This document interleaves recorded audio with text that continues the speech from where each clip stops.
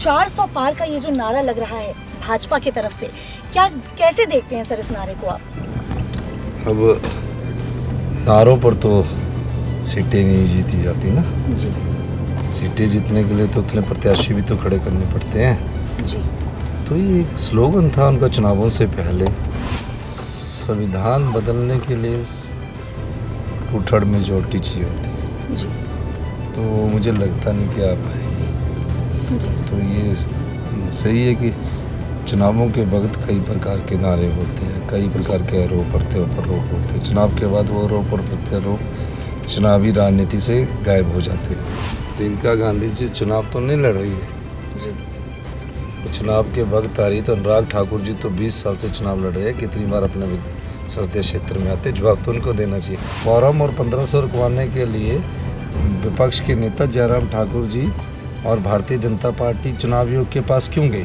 उनका ऐसा कहना है कि कांग्रेस का ये जो नारा है हाथ बदलेगा हालात, उनका ऐसा कहना है कि हालात बदलने का नहीं पता, लेकिन बद से बदतर जरूर हो सकते हैं। उनकी मजबूरी है, कार्यकर्ताओं को कुछ तो बेचना पड़ेगा ना, नहीं तो कार्यकर्ता नहीं चलेंगे उनके साथ। तो ये कार्यकर्ताओं को चलाने के लिए स्टैंडिंग वर्ड्स होते हैं। These are standing words in elections.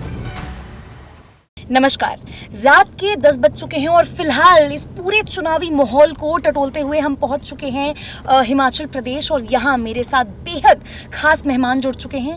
यहाँ हमारे साथ हिमाचल प्रदेश के मुख्यमंत्री जुड़ चुके हैं, सुखविंदर सिंह सुक्खू जी। सर, पहले तो बहुत बहुत स्वागत है हमारे चैनल नाउ नोएडा पे आपका। धन्यवाद। सर, मेरा जो सबसे पहला सवाल आपसे रहने वाला है वो यही कि 400 पार का ये जो नारा लग रहा है भाजपा की तरफ से, कैसे देखते हैं सर इस नारे को आप? अब नारों पर तो सीटें नहीं जीती जाती ना जी सीटें जीतने के लिए तो उतने प्रत्याशी भी तो खड़े करने पड़ते हैं। जी तो ये एक स्लोगन था उनका चुनावों से पहले, और इंडिया गठबंधन का आर या पार का स्लोगन है। जी तो निश्चित रूप से अभी तो जहाँ चुनाव हो गए हैं उन प्रत्याशियों का भविष्य तो ईवीएम में बंद हो गया। जी 4 जून को पता लगेगा 400 पार की आर पार। सर, इसी के साथ जो आपकी पार्टी है वो ये भी कहती चली आ रही है कि अगर 400 पार का नारा जो इनका है वो अगर सक्सेसफुल होता है तो काफ़ी हद तक ये चांसेस है कि ये संविधान बदल देंगे। क्या कहना चाहेंगे इस बारे में? देखिए, नारे से चुनाव नहीं जीता जाता, और संविधान बदलने के लिए टू-थर्ड मेजॉरिटी चाहिए होती है, जी तो मुझे लगता नहीं कि आ पाएगी। जी तो ये सही है कि चुनावों के वक्त कई प्रकार के नारे होते हैं, कई प्रकार के आरोप प्रत्यारोप होते हैं। चुनाव के बाद वो आरोप और प्रत्यारोप चुनावी राजनीति से गायब हो जाते हैं। जी तो ये चुनावी नारों को अब पब्लिक भी गंभीरता से नहीं लेती। जी जो मुद्दे होते हैं, हमारे राज्य का मुद्दा अलग है और राज्यों का मुद्दा अलग है, उन मुद्दों के हिसाब से चुनाव हो रहा है। जी तो निश्चित तौर पर देखना ये होगा कि हिंदुस्तान के मतदाता ने किस प्रकार से वोट किया है जी और किन मुद्दों को लेकर वो वोट करने जा रही है। क्या वो महंगाई को लेकर जा रही है, बेरोजगारी को लेकर जा रही है, या किसी और मुद्दे पर जा रही है? ये सब चीज़ें तो अब भविष्य के गर्भ में छिपी हुई है। जी तो जैसे ही पता लगेगा आपको भी बताएंगे। सर, अनुराग ठाकुर जी वो बार बार आरोप लगाते आ रहे हैं कि प्रियंका गांधी सिर्फ चुनाव के समय में नज़र आती हैं, और ये जो 1500 रुपये का महिलाओं के खाते में जो बात बोली जा रही है कि आएगा, इसका ऐसे बोल रहे हैं वो कि 1500 रुपये का चेहरा तक महिलाएं अभी तक देख नहीं पाई हैं। क्या कहना चाहेंगे?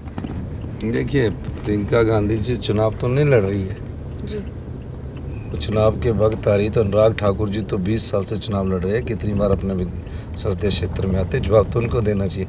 वो तो एक राष्ट्रीय नेता है, पार्टी का चुनाव प्रचार कर रही है, जी तो चुनावों के समय ही पार्टी का चुनाव प्रचार करने आएगी, पहली बात। दूसरी बात, अनुराग ठाकुर जी को पूछना चाहिए कि जयराम ठाकुर जी को समझाओ, जब 2,37,000 महिलाओं के अकाउंट में 1500 चले गए हैं, लाहौल स्पीति डिस्ट्रिक्ट में पूरा चले गए हैं, तो हमारे फॉर्म और 1500 रुकवाने के लिए विपक्ष के नेता जयराम ठाकुर जी और भारतीय जनता पार्टी चुनाव आयोग के पास क्यों गई?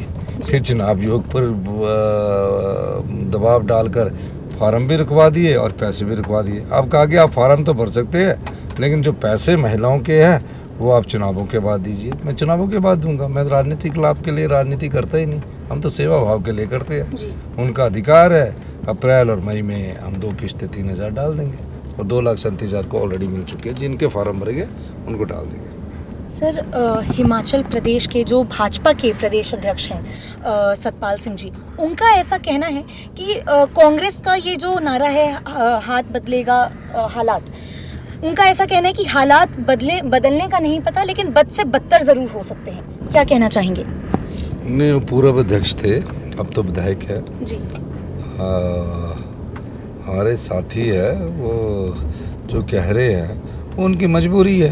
कार्यकर्ताओं को कुछ तो बेचना पड़ेगा ना, नहीं तो कार्यकर्ता नहीं चलेंगे उनके साथ। तो ये कार्यकर्ताओं को चलाने के लिए स्टैंडिंग वर्ड्स होते हैं जी।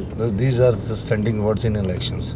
जी सर, कौन से ऐसे ज़मीनी मुद्दे हैं जो आपको लगता है कि जिन पे काम अभी चल भी रहा है, और कौन से ऐसे इम्पोर्टेंट आपको लगता है कि इन पर्टिकुलर चीज़ों पे काम करना बेहद ज़्यादा ज़रूरी है डेवलपमेंट पर्पज़ की वजह से? देखिए, वो तो सब देखते हैं, लेकिन इस पर का ज़रूरी मुद्दा जो है, जब जनता किसी पार्टी को निखार देती है और 5 साल बाद दूसरी पार्टी को जिताकर चुनाव में वापस लाती है, उस पार्टी को विधायकों को खरीद कर लोकतंत्र की हत्या की जाती है।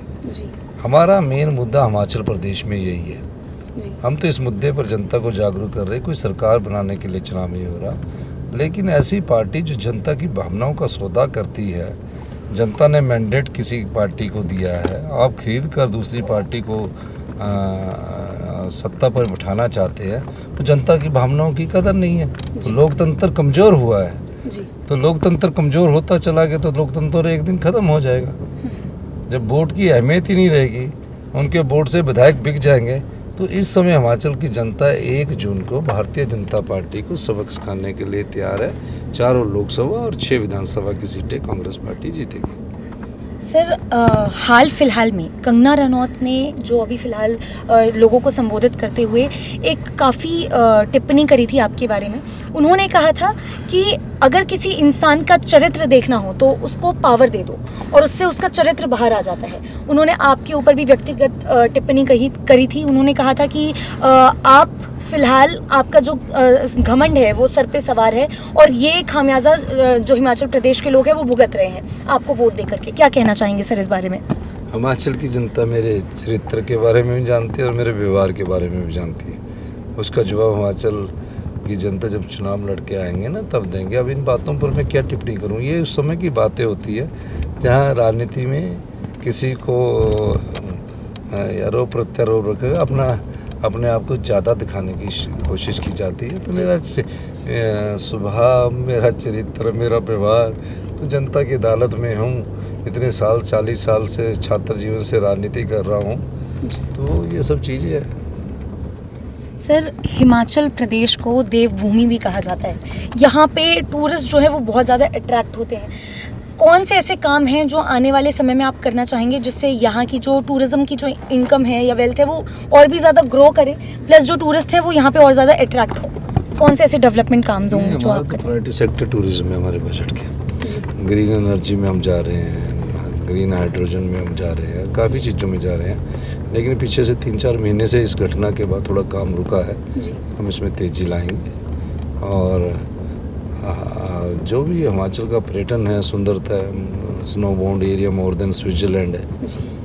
गैल्स में स्नो नहीं होती, हमारे तो आजकल भी स्नो है, तो मोर देन स्विट्ज़रलैंड है। तो हम इसको डेवलप कर रहे हैं। वाटर बॉडीज़ है, 100 किलोमीटर्स की वाटर बॉडीज़ है, तो सब चीज़ों को डेवलप करेंगे। अभी तो क्योंकि राजनीतिक दृष्टि से चुनाव हमारे लिए महत्वपूर्ण है, विकास तो हम कर ही रहे हैं। तो बहुत बहुत धन्यवाद सर, आपने इतने ज़्यादा बिजी शेड्यूल से हमारे लिए समय निकाला। ये थे हमारे साथ हिमाचल प्रदेश के मुख्यमंत्री सुखविंदर सिंह सुक्खू जी। काफ़ी सारे सवालों का बहुत ही स्पष्टता से इन्होंने जवाब दिया है। मुस्कान ओझा, नव नोएडा के साथ।